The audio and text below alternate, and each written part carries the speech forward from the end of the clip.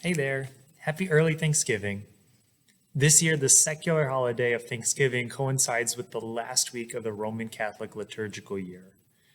So we'll start a new church year this Sunday with the beginning of the season of Advent. Thanksgiving offers a great opportunity to reflect back on our lives, recognizing the good things that have been part of our lives up to this point. New Year's, be they liturgical or otherwise, encourage us to look to the future, pondering where we're headed in the days to come. The U.S. bishops have offered numerous options for readings at tomorrow's Thanksgiving Mass. One option, the story of the 10 lepers, brings both of these orientations to the forefront. I had heard this story many times before. It had been a powerful story in my life of healing and gratitude. However, on a pilgrimage to the Holy Land this past year, I gained a new perspective on some details of the story. The text says that Jesus was traveling through Galilee and Samaria on his way to Jerusalem. It was there that he encounters 10 people with leprosy.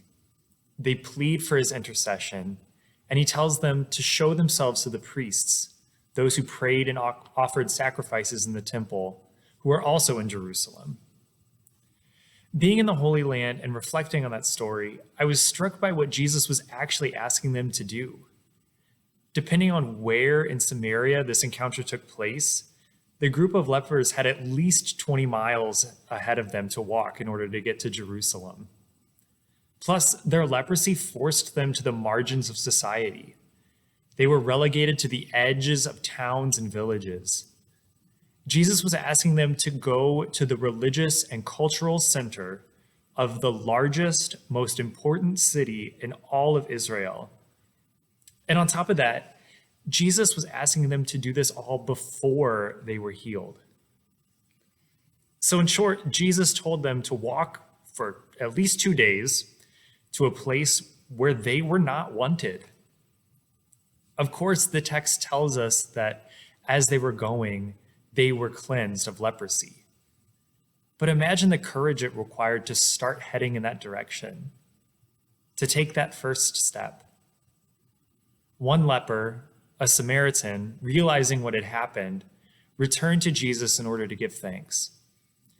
And while this is certainly a story of thanksgiving, it's also a story of immense courage and trust. Jesus himself would have been relying on these virtues, as he was also on his way to Jerusalem for the last time, ultimately moving towards his passion and death. Jesus, in telling the lepers to show themselves to the priests in the temple, was inviting them to do exactly what he was headed to do, in some sense.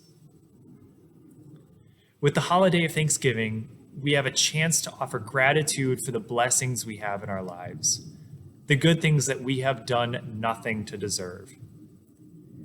With the ending and beginning of the church year, we look ahead in light of God's call in our lives to where and who we want to be as the new year unfolds.